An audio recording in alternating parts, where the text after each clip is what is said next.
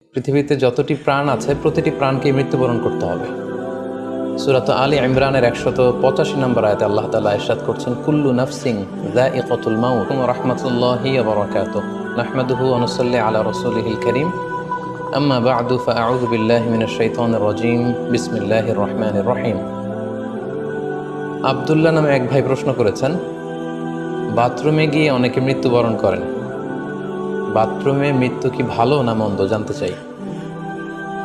প্রিয় ভাই আব্দুল্লাহ, আপনার এই প্রশ্নের উত্তরে বলবো যে পৃথিবীতে যতটি প্রাণ আছে প্রতিটি প্রাণকে মৃত্যুবরণ করতে হবে।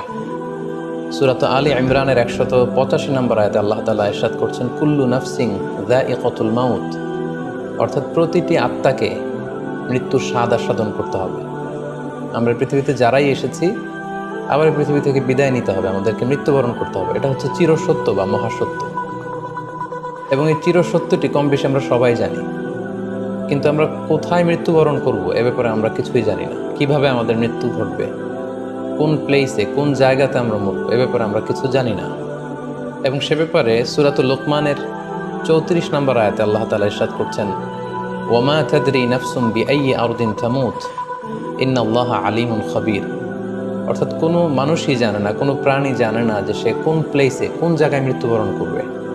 এ ব্যাপারে শুধুমাত্র কেবলমাত্র আল্লাহ তাআলাই জ্ঞান রাখেন। ইন্নাল্লাহা আলিমুন খাবীর, তিনি মহাজ্ঞানী এবং সব ব্যাপারে তিনি খবর রাখেন।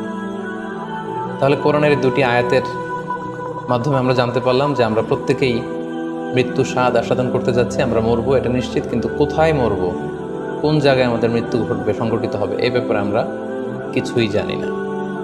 এবার যদি আমরা সরাসরি প্রসঙ্গে আসি, সেটা হচ্ছে বাথরুমে গিয়ে যদি কেউ মৃত্যুবরণ করে, হ্যাঁ সেটা হতে পারে, বাথরুমেও কেউ মৃত্যুবরণ করতে পারে। এবং অনেক সময় আমরা শুনেছি যে বাথরুমে অনেকে ইন্তেকাল করেছেন, মৃত্যুবরণ করেছেন। এখন এই বাথরুমে মৃত্যুবরণ করা এটা ভালো কি মন্দ এটা তিনি জানতে চেয়েছেন। আসলে বাথরুমের ভেতরে কেউ মৃত্যুবরণ করলে এটা ভালো মৃত্যু নাকি খারাপ মৃত্যু এই ব্যাপারে কোনো হুকুম দেওয়ার বা ডিসিশন দেওয়ার সুযোগ আসলে আমাদের নেই, কেননা এ ব্যাপারে ইসলাম আমাদেরকে কিছু জানায়নি। কারণ নিছক বাথরুমের ভেতর মৃত্যু যদি হয় তাহলে এটা খারাপ মৃত্যু বা খারাপ সাইন, সে জাহান্নামে যাবে এরকম কথা বলার কোনো সুযোগ নেই। নিছক একটা নির্দিষ্ট জায়গায় কারণ মৃত্যুর কারণে এটা খারাপ মৃত্যু বা ভালো মৃত্যু বলে আসলে কোনো ধরনের সিদ্ধান্তে আসা যায় না। কারণ বাথরুমে নানাভাবে মানুষের মৃত্যু হতে পারে। কেউ হয়তো অজু করতে যেয়ে বাথরুমের ভিতরে মৃত্যুবরণ করেছে, অথবা কেউ গোসল করতে যেয়ে মৃত্যুবরণ করেছে, এটাও হতে পারে, অথবা প্রাকৃতিক কাজ সারতে যেয়ে বাথরুমে তার মৃত্যু হয়েছে। এর কোনোটির ক্ষেত্রেই এই মৃত্যুটি খারাপ মৃত্যু এভাবে